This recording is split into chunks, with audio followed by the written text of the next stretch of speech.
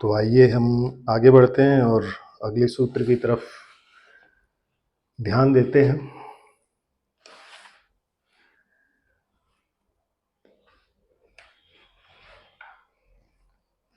तो अगला सूत्र जो है वो, जैसा आपको पता है कि साधना पाद हम कर रहे हैं इस समय, तो साधना पाद में अगला सूत्र जो है वो 15वां सूत्र है। तो अब तक हम जो कुछ भी पढ़ते आ रहे हैं उसी को आगे हम समझेंगे फिर से अगले सूत्र के माध्यम से। तो अगला सूत्र है परिणाम ताप संस्कार दुखैर गुण वृत्ति विरोधाच दुखमेव सर्व विवेकिनः। तो शब्दार्थ क्या है?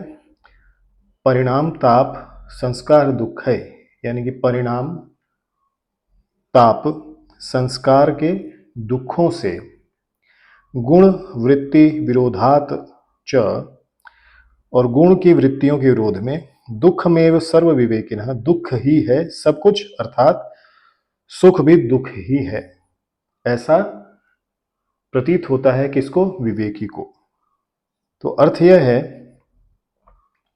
क्योंकि विषय सुख के भोग काल में भी, यानी कि जब आप विषयों को भोग रहे हो उस काल में भी परिणाम जो है उस भोग का वह भी दुख है, ताप जो है उस भोग का वह भी दुख है, और संस्कार जो है आगे चल के या जो संस्कार रूप में मिल रहा है उस भोग काल में वह भी दुख बना रहता है। और गुणों के स्वभाव में भी विरोध है। जैसे 3 गुण हैं, तो सात्विक राजसिक तामसिक तीनों गुण जो हैं एक दूसरे को विरोध करते हैं, और उन गुणों के प्रभाव से भी जो हमें परिणाम ताप और संस्कार मिलते हैं वो भी दुख का ही कारण है। इसलिए विवेकी पुरुष के लिए सब कुछ दुख ही है। तो एक विवेकी पुरुष, एक तत्व ज्ञानी, एक योगी के लिए संसार सागर जो है वह कुछ और नहीं है, केवल दुख ही है। तो जिस प्रकार विष मिला हुआ स्वादिष्ट पदार्थ भी बुद्धिमान के लिए त्याज्य है, यानी कि अगर किसी स्वादिष्ट पदार्थ में विष मिला हुआ है तो वह आपके लिए त्यागने योग्य है, क्योंकि उसको अगर आप ग्रहण करते हैं तो आपकी मृत्यु निश्चित है। इसी प्रकार जिन योगी जनों को संपूर्ण क्लेश तथा उनके विभाग आदि का विवेकपूर्ण ज्ञान हो गया हो, उनको संसार के सब विषय सुखों में दुख ही दुख प्रतीत होता है, यानी कि सभी विषयों में उनको केवल दुख दिखाई देता है, और इसलिए उस दुख को त्याग देना ही श्रेयस्कर है। तो परिणाम दुख विषय सुख के भोग से इंद्रियों की तृप्ति कभी नहीं होती। यानी कि आप कोई एक मिठाई खाएं तो उस मिठाई को खाने का संस्कार आपके मन में आ जाता है, उसका परिणाम आपके मन में संस्कार रूप में स्थापित हो जाता है, उससे उत्पन्न हुआ ताप आपके मन में स्थापित हो जाता है, और उसको जब भी आप याद करते हैं तो वह वापस पुनः जागृत हो जाता है। इसलिए आपकी इंद्रियों को कभी भी इससे तृप्ति नहीं मिलती, बल्कि तृप्ति तो नहीं मिलती लेकिन राग और द्वेष क्लेश रूप में उत्पन्न होता रहता है, बार बार उस भोजन को प्राप्त करने का मन करता रहता है। ज्यों ज्यों भोग का अभ्यास बढ़ता है त्यों त्यों उसकी तृष्णा बलवती भी होती रहती है। जैसे जैसे आप भोगों को और भोगेंगे, चाहे वो एक भोग हो चाहे बहुत सारे भोग हो, उतनी ज्यादा उनको और भोगने की इच्छा बढ़ती जाएगी। विषय कामना विषयों के उपभोग से कभी शांत नहीं होती। यानी कि अगर आपके मन में कोई इच्छा जागृत होती है और वह इच्छा पूर्ण करने के लिए आप जो कुछ भी करते हैं, तो आपकी वह इच्छा पूर्ण नहीं होती, कभी भी कभी शांत नहीं होती। किंतु हवन सामग्री में जिस प्रकार से आप अग्नि के सदृश हवन सामग्री के अंदर अगर आप घी डालते हैं तो अग्नि और भड़कती है, उसी तरीके से इच्छाओं को आप पूर्ण करते जाएंगे तो इच्छाओं को पूर्ण करते करते आप उसमें और राग द्वेष बढ़ाते जाएंगे। तो इसलिए इससे पता चलता है कि हमें जो कुछ भी है इस संसार में, जो भी इच्छाएं हैं हमारी, वह सब दुख का कारण ही है। अब ताप दुख विषय सुख की प्राप्ति में और उसके साधन में राग उत्पन्न होना, क्लेश उत्पन्न होता है, और उनमें जो रुकावटें होती हैं उनसे द्वेष उत्पन्न होता है। तो ताप यानी कि अगर आपको कोई चीज पसंद आ गया और वह प्राप्त करने में आपको दुख होने लगा, तो आपके अंदर जो ताप उत्पन्न होगा, द्वेष उत्पन्न होगा, वह ताप दुख है। वह सुख के नाश होने का दुख और सुख के भोग काल में भी सताता रहता है, इसी कारण वह सुख परिणाम में ताप दुख है। यानी कि आप जब सुख का समय भोग काल था, उस समय भी आपके मन में वह दुख दबा हुआ था, और जब वह नहीं मिल रहा है तो वह बढ़कर बाहर निकल जाता है और फिर वह सुख परिणाम में ताप सुख कहलाता है। अब संस्कार दुख क्या है? सुख के भोग के जो संस्कार चित्त पर पड़ते हैं, जैसे आपने मिठाई खाई, उसका जो संस्कार आपके चित्त पर पड़ा है, उनसे राग उत्पन्न हुआ और आप बार बार उसको भोगने की, उसको खाने की चेष्टा करते हैं। मनुष्य उनके प्राप्त करने में यत्न करता रहता है, उस यत्न के लिए वह राग आदि द्वेष आदि क्लेशों में लिप्त होता है। उनमें रुकावटों से द्वेष उत्पन्न होता है। इस प्रकार राग द्वेष के भी संस्कार पड़ते रहते हैं।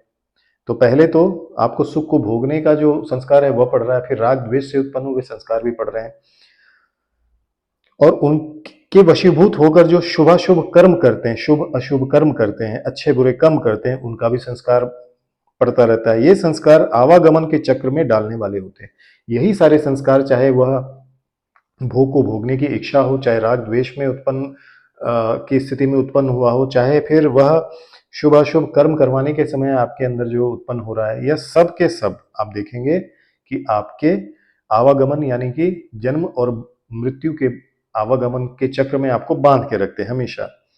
तो यहां पर है गुण, वृत्ति, विरोध और दुख।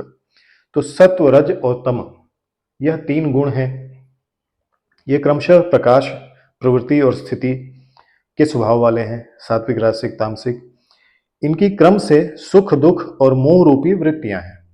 अब इन गुणों की भी वृत्तियां हैं, सुख भी मिलता है, दुख भी मिलता है और मोह। ये तीन गुण परिणामी हैं।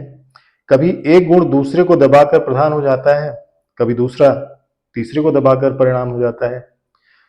जब सत्व रजस तथा तमस जब सत्व रजस तथा तमस को दबा लेता है, तब सुख वृत्ति का उदय होता है।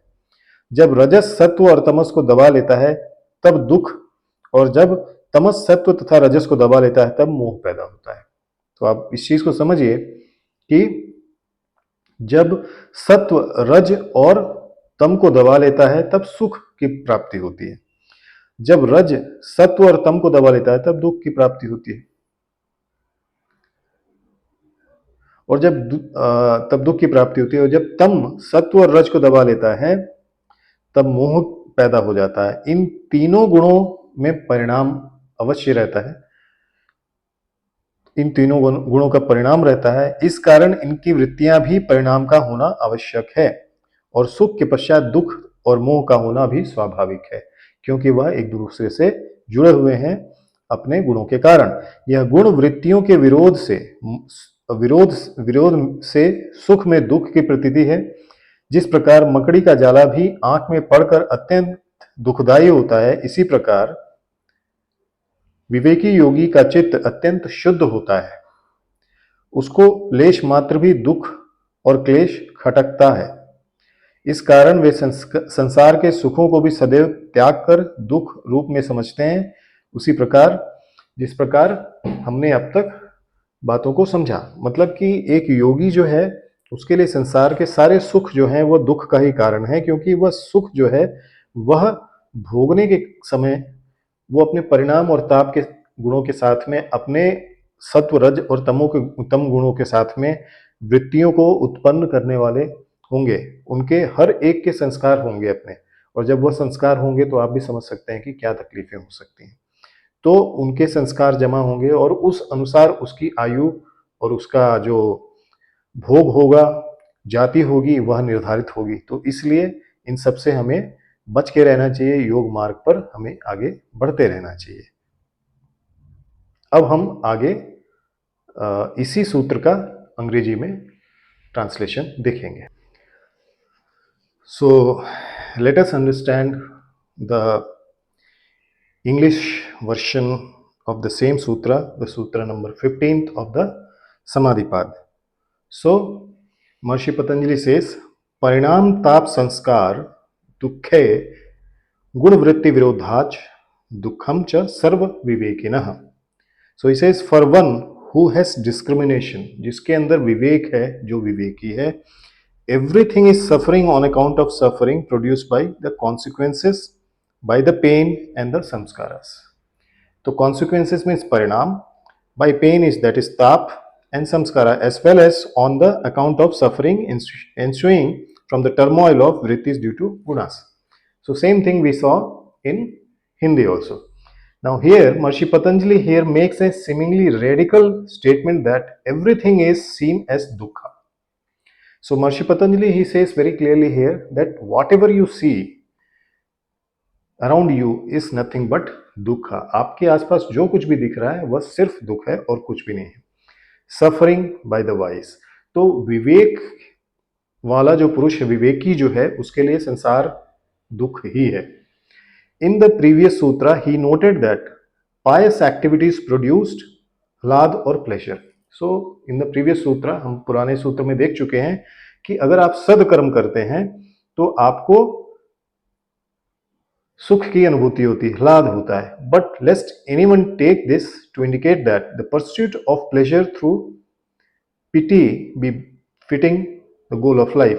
Here he informs us that even the so-called pleasure of prakriti is only deemed pleasure relative to more obvious forms of paritap or pain. So he says very clearly that whatever parinam you are getting, and because of that parinam whatever pleasures you are getting, even that pleasure has got the pain which is present inside it, which is not revealed. So that is the reason that pleasure also should be left to the vivekin, one who has viveka or the discrimination. All is suffering, even the so-called hlad of good birth, experience and the lifespan mentioned in the previous sutra is also a type of suffering. So you have to remember, for a viveki, for a yogi, even the pleasure of having good birth or the good food or good family or the good experience or the lifespan also is a type of pain only. Indeed, hlad or the pleasure is particularly insidious and especially perpetuates samsara, since it is the memory of the pleasure that propel people to try to recreate and re-experience that pleasure. So I told you in Hindi also that suppose you are eating some sweet. So what you do here, when you are eating that sweet, you are getting the consequence of that sweet is you are feeling, you are experiencing that sweet.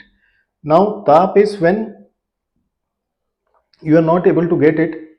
There is a tap, there is a dvesh inside you, and while eating, while developing the dvesh and rag, in all the situations you are accumulating the samskara. So that is the reason it becomes a pain and suffering for a yogi. So thus we all are caught in the vicious cycle of life and death, and this karmas basically takes us towards the samsara. The term viveka, discrimination, comes from the root vik, that means to separate. So separating what? Separating yourself with any of the attachments. So vivekan is the possessor of viveka. Thus those possessing discrimination, the wise can separate purush and prakriti. So prakriti means it has got three gunas, and three gunas have again we have discussed that three gunas have got their three different characteristics, and based on those three characteristics again we have the consequences, we have the pains, and we have the samskara. So we have to see that this purush and prakriti have to be understood or discriminated properly. Hence, they can discriminate that even the hlad or the pleasure described in the previous sutras belongs to the world of prakriti, and therefore from an ultimate perspective actually a dukkha. So whatever happiness you are getting in the world by eating good food, by taking birth in a good family, by living a good life, and by ultimately uh, getting good things in your life, everything ultimately revolves around the sanskar, and everything is the root of the suffering.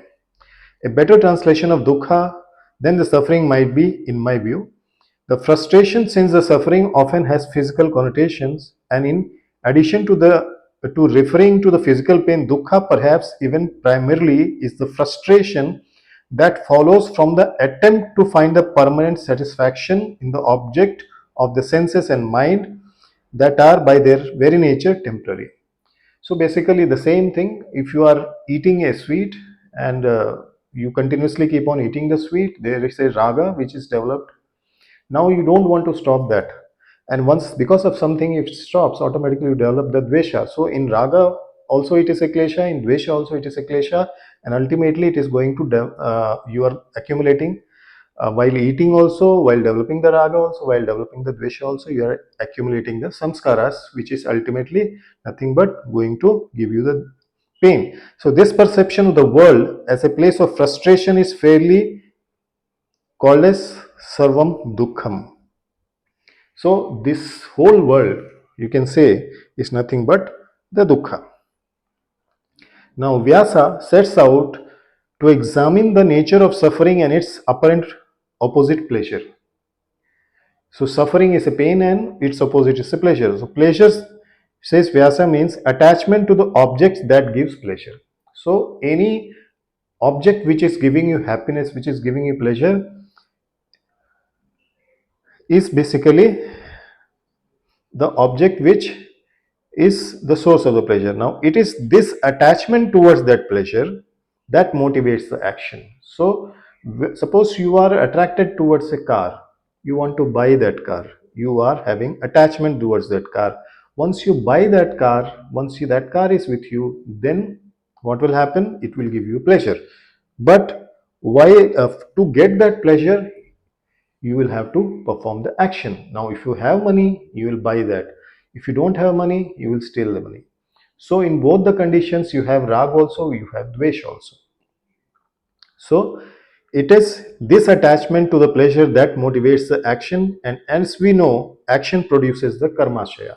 So whatever action you do, whether while doing the raga or while doing the dvesha, you create the karmashaya, the store of the action. That is the cycle of reaction inherent in the karma. So automatically it starts fructifying, right?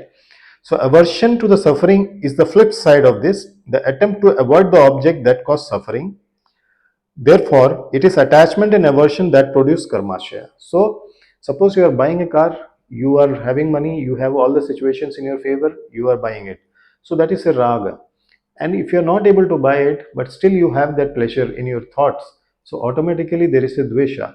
So, it is basically your raga and dvesh which produce the karmashaya, because in both the conditions you are ultimately going towards the pleasure, you are seeking the pleasure, so you are ultimately going to suffer the consequence and the tap, that is the pain, and the samskara. So Vyasa points out that the senses are never really freed from hankering by repeated indulgence.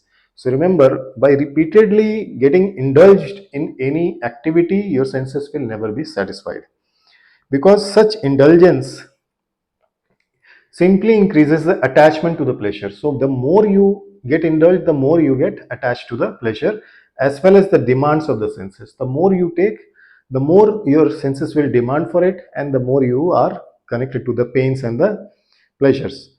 One remains even more dissatisfied than before if you are under this influence. So the Bhagavad Gita considers lust, the eternal enemy, as insatiable as fire. The more fuel one pours on the fire, the stronger it burns. Therefore, indulgence is not the means to gain ultimate pleasure, and one who gets indulgence is not one who gets this indulgence is basically addicted to the sense pleasures and ends up immersed in dissatisfaction, and in this sense enmeshed with the frustration. So rag and dvesh ultimately will lead you towards the frustration. If you get all the things as per your wish, you are happy. If you don't get, you are frustrated. So in both the cases you are going to get frustrated, because after continuously running towards one object, after developing too much of attachment towards that one object, also will lead to the frustration. So this is the frustration born of the consequences, which is called parinam, which is the consequence. So the first type of suffering of Patanjali's list is parinam, also means change or transformation as well as consequences. So whatever you do, it is a change, it is a consequences. Then and can be read as pointing to the never ever changing nature of everything. From this perspective, the experience of any happiness, even our good moments which appear so satisfying at the moment of experience, are changing or temporary by nature, because even this particular situation when you are listening to me, this time also is not permanent, it is temporary, it is going to change. So everything whatever is there in the world is temporary and it is going to ultimately change. So why to get attached with that temporary change? Hence, when the pleasurable moment inevitably passes, the sense of frustration is enhanced. Therefore, the yogi says, a yogi sees suffering inherent even in the moment of pleasure. So, for a yogi, suffering is present and inherent in everything. See, when you are suffering, you are already suffering. You don't have to find the suffering again. But when you are having a pleasure, till that pleasure is easily achievable, you are happy. But the time this pleasure starts creating a problem between the pleasure and the you, or because of some reason you are not able to get that pleasure, so automatically that pleasure becomes pain for you. And a yogi who is having a discriminative mind, discriminative chitta, automatically for him everything whatever is there in the universe is a pain and nothing else. So the suffering of pain, that is tap, the second type of suffering listed in the sutra, is identified by Vyas as the three standard source of sufferings identified in the traditional text. Tap here refers to the involuntary pain experienced by the mind, senses, in contrast to the spiritual practice of tapa as an ingredient of Kriya Yoga. It is not tapa, it is tapa. So the three are adhyatmic, adhibhautik, and adhidaivic sufferings produced by one's own body mind, such as illness, injury, insecurity, and anxiety. Suffering produced by other beings, such as mosquitoes, enemies, any other thing, also create the tap to you. Suffering produced by the nature and the environment, such as storms and earthquakes. Different types of sufferings are there. So, through the body, speech, and the mind, the person tries to avoid distressful situation and instead attain the means of pleasure. A small amount of suffering is felt more than the abundance of pleasure, says Vijnana Bhikshu. So aversion to the pain is stronger than the desire of pleasure. So aversion to the pain is stronger than the pleasure. Why? Because small amount of pain also is intensity and the stimulus is more stronger as compared to the pleasure what you experience. So that's why the aversion to the pain is stronger than the desire towards the pleasure. Therefore, people pray to God that their happiness be always present and sufferings always to be avoided. That is the reason we run towards the God. Now, samskaras or the subliminal impressions, the next term mentioned by the Patanjali as source of sufferings, are, as we know, the latent imprints deposited in the mind of every past experience of pleasure and the pain. When these ripen as karma and fructify, one gains experiences pleasure and sufferings. The desire for pleasure and aversion to the pain triggers the latent samskaras, which fructify and become memories of the past pleasures or the pains.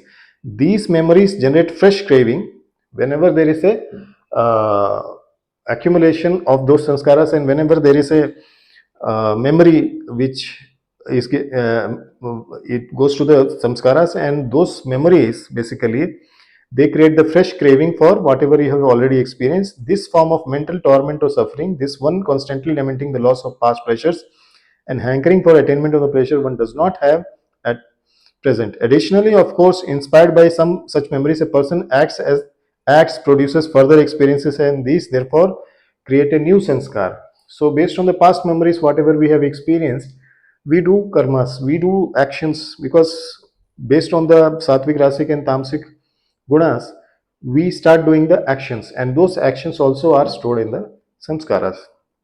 So everything is painful to the ignorant, as well as Vijnana Bhikshu says, but they do not realize it, whereas the yogi does realize it. Vigyan Bhikshu says that there is more pain created to a person through the spouse, friends, children's income, home, property, and wealth.